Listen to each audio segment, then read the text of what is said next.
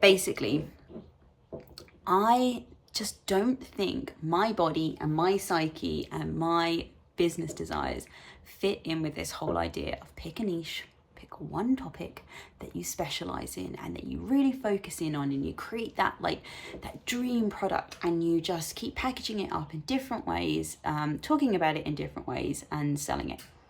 I just don't think that fits with me, because to me that sounds like one of the most boring things that you could possibly do. Like, I'm not saying you shouldn't do it, but for me personally, I just don't think it's something that it doesn't light me up, because this is where the magpie thing comes in. What I think I've realized is something I have always done, and I've always seen this as a complete and utter negative in my life, is that I am the embodiment of a magpie when it comes to my interests. And I will see a shiny thing and I will be like, oh my God, this is so exciting. This is like, I want to learn more about this. I want to try this out. I want to give this a go. And I will go over there and I will explore that thing and I will dive into it and I will like give it my all. And then I will see something else shiny and I'll be like, oh, I want to try that now. And then I'll go over there and do that. And for so many years, for like the majority of my life, well, for a long time, I suppressed this because I was like, this is not normal adult behavior. This is not professional. This is not serious. This doesn't get you anywhere. Also, it gets a lot of people calling you like really two-faced, or not necessarily two-faced, but like nobody really understanding you, because your personality can kind of change. Well, it's not that your personality, your core value stays the same, but your interests change very quickly. So like one week, you know, as a kid, you might be like a complete grebo into like rock music, and then the next moment you're into like pop, or I don't know, whatever the next interest, like the thing is. And it's like nobody can really pin you down because of that. And so this is starting to show up in my business. What have I got on there? And so what happens is, so I pick the niche. I pick an area that I do like to talk about. I pick, you know, to start with, it was self-development. It was like manifestation. And I get into it and the momentum's great. And I'm like, yes, I'm loving this and I'm creating stuff. And then something else shiny will come along in my life. And I'm like, oh, but this is interesting now.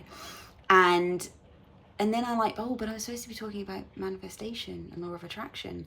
And I don't really want to talk about that anymore now. And so I just think, okay, well, I'll just pick another niche. Maybe that wasn't the niche for me. I'll just try again. And so recently I've moved on to, okay, well, one of the things that I really want to share about is how I transformed my marriage, how I brought my marriage back from like the edge of divorce into the most amazing marriage that I've ever dreamt about.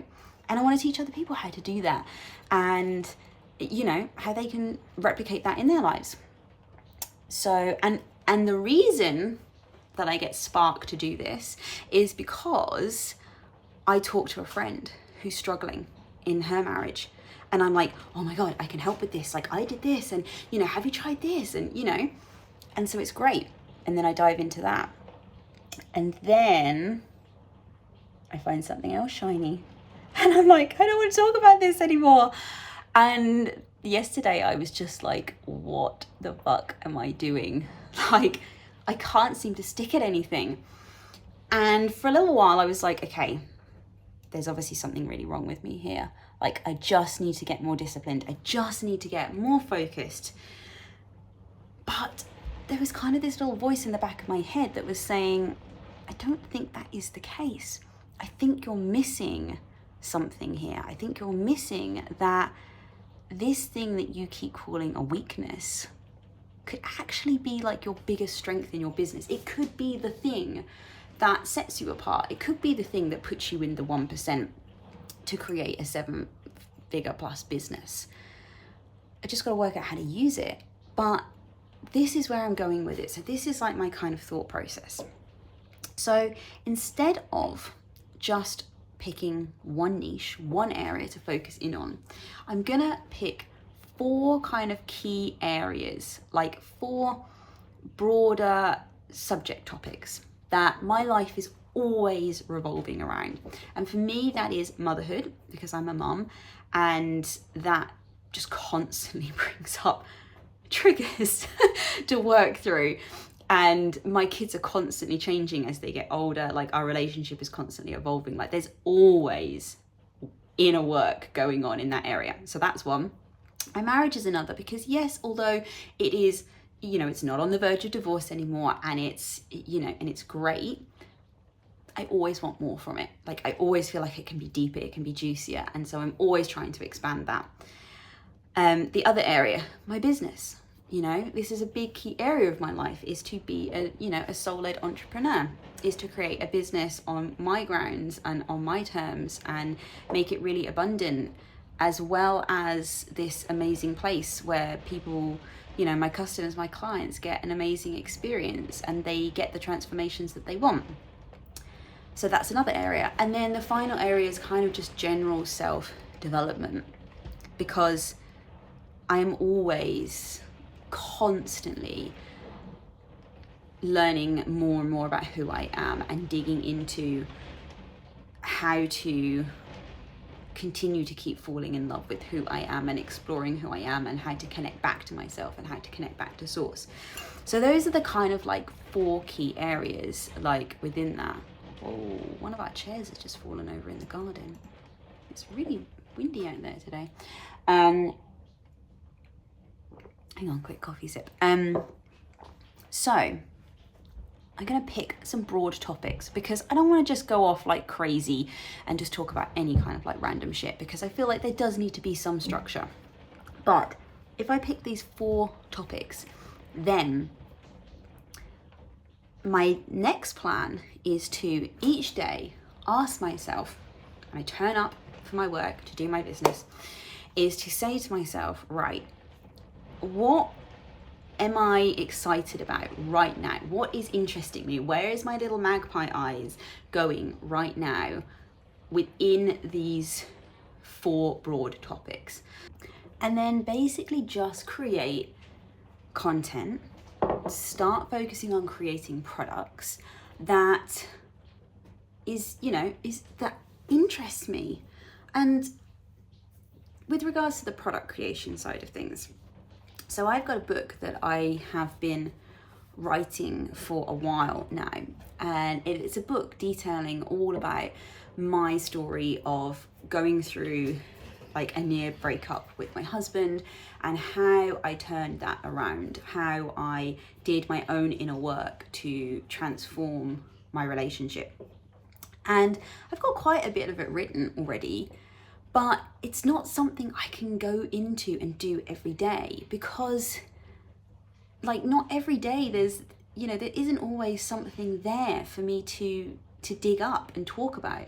But what will happen is I'll talk to a friend, or I'll talk to one of my audience members, one of my followers, or something will happen between me and my husband, and I'll be like, yes, and it will like trigger me back to, you know, back to like 5 years ago when I was going through all of this, and it will bring up something.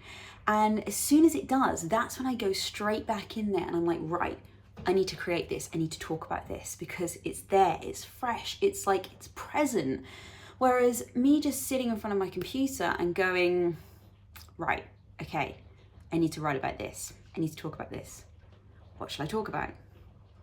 Like, and I know some people call this writer's block, and I know there are ways that you can get around this, but what if you kind of just trusted in the process and said, this product will get created when it gets created. So in this example, my book, this is going to be created when it gets created. It's on its journey. It's begun. It's been started. It's in progress. And when that day comes, when it's finished, it will be finished because it is full of those moments when the inspiration was just there. It was just ready. It was like perfect kind of like timing, perfect alignment. And yes, that might take years for something like a book, but for other different products, it might be something that's, you know, that takes a few days.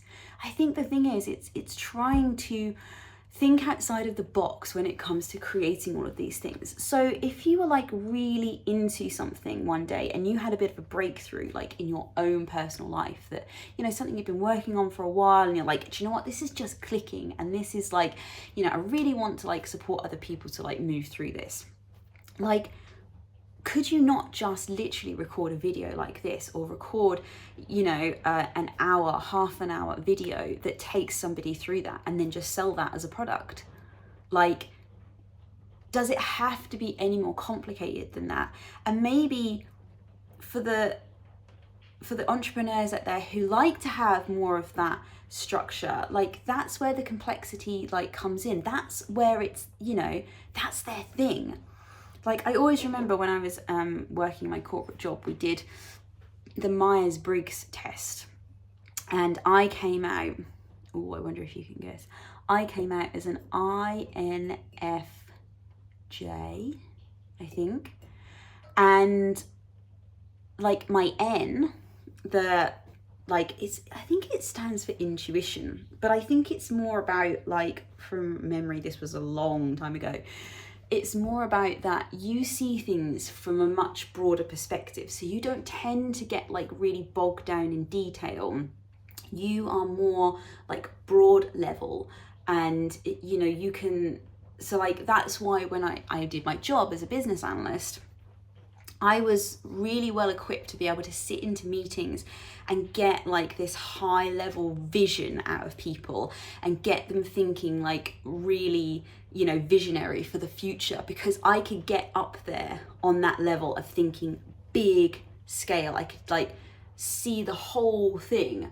Whereas I had other people in my team who I was managing who really struggled to see that big picture side of things.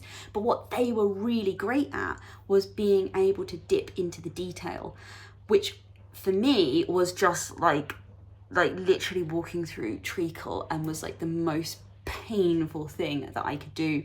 Like, I remember having to sit and write like system requirements, and it was just numbing my brain out. But get me in a meeting room where we're talking ideas and we're throwing things around and we're like, yes, we could do this, and you know, what about this? Like, and I was in my element.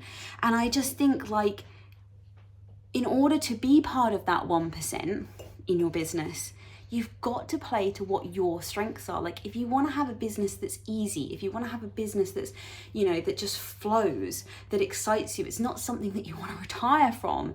Like, part of being able to do that is understanding how you best work, how you operate. And that's going to look completely different to lots of other people.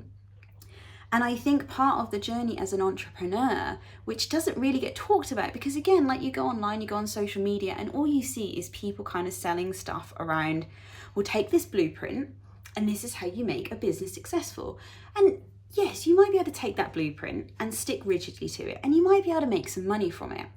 But for the people like yourself, like me, who, yes, they want to make a lot of money from their business, but they don't want to do it by being burnt out, by being bored to death.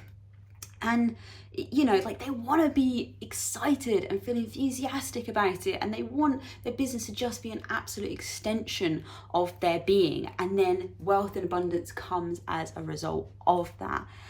And this is what never gets talked about, is how you have to go on a journey, first of all, in the very first stages of your business, to discovering, how do you work best? How do you get the best out of you? Because you need to work out how to get the best out of you for your clients to get the best out of you, because that ultimately is what is going to give them the best transformation. And so this is where, like, I feel like I'm navigating, and I feel like I've been navigating it for a long time, but maybe with not the same level of awareness that I have now. I think before I was really trying to suppress that kind of magpie, like, feeling of wanting to follow the excitement. And, you know, I really think there's something in that. I think, you know, because one, I know that excitement, when you're in that energy of excitement, that is a high vibration, okay? You are in alignment with source when you are vibing, when you are excited, when you're enthusiastic about something. And so I know that following that excitement surely can't be a bad thing. It's just that I know certainly for me, what's been happening is I'll follow it and I might not get the results straight away that I want. And then I start to doubt it and I start to question. I'm like, oh, maybe I am just, maybe I just can't focus. Maybe I just can't stick on one thing at one time. But like, I remember listening to this entrepreneur ages ago. Like, I still follow her, Katrina Ruth. Check her out. Like, her stuff is really interesting. And she always talks about how she's like a really messy entrepreneur. She's made, a lot of money in her business, and she has created so many products. Like, I can't remember how many books she's done. Lots of self-published books that she's, published on Amazon. And so many different courses, like, big scale, like mastermind courses, as well as like, really small offerings. And one of her big things that she talks about is, and the thing that really resonated with me when I listened to her work, was all around this thing of like, let the message be the message. Like, stop trying to like fit it into a box. Stop trying to think about how it is I need to present that, how it is that message needs to show up. Just like allow it to be the message. And like, I mean, she is an absolute powerhouse of creation. Like, I think she sends out like daily like newsletters. She's just so like full on with her creation, but you can see that like it is just an extension of her. And she's not got like, thousands and thousands of followers, like millions of followers on like her social media and stuff, but she's a successful entrepreneur. She's made multiple like 7 figures in her business. I don't even know if she's got to 8 figures now, but anyway, she's been successful, but she's done it like very much in her own way. And it's very different to like a lot of other people that I see, in this kind of industry, in this like service-based industry, around coaching and teaching and like online course creation. And so, I think this is like, to like kind of wrap this up, I think it's about, one, trying to understand how you enjoy to create. How does that inspiration come through you? And like, what modality suits that best? Like, is it creating long form content? Is it creating short form content? Is it a bit of a mixture of both? Like, if you want to use both, how can you use the one that you naturally gravitate towards to support the other one, around creating your products? I think, especially if you're somebody who really likes to follow that nudge of inspiration and keep moving with that, which is quite a fast-paced way of working, it really is about simplicity. How do you make the products and the way that you serve people as simple as possible, so that you can keep up with your own like constant evolution? Because that's effectively what you are doing. Is you are, like, as Abraham Hicks kind of likes to talk about it, you are on the leading edge. When you're like constantly following that feeling, that is effectively what you are doing. You are like playing in the realm of like the latest thing for you. And that's going to be exciting. And that's probably the reason why talking about something that happened 5 years ago is a struggle. I was talking to my husband about this last night when we were in bed, and saying that, in a way, I kind of see this as a good thing. Like, when I look back, because I've been looking back recently and trying to remember how I felt on those days when it was really horrible, and when I was, I thought my marriage was just breaking down, and the person that I loved was, I just couldn't make it work with him anymore. And I was trying to remember how that felt, so that I could tap into that language to use for my audience, to connect with them, to empathize with them, and say, look, I felt this. And I know that I did, but it's like, and I feel like actually it's a testament to my own like consciousness, but I have really kind of forgotten almost what it felt like to be back in that place, because my norm now is so far away from that.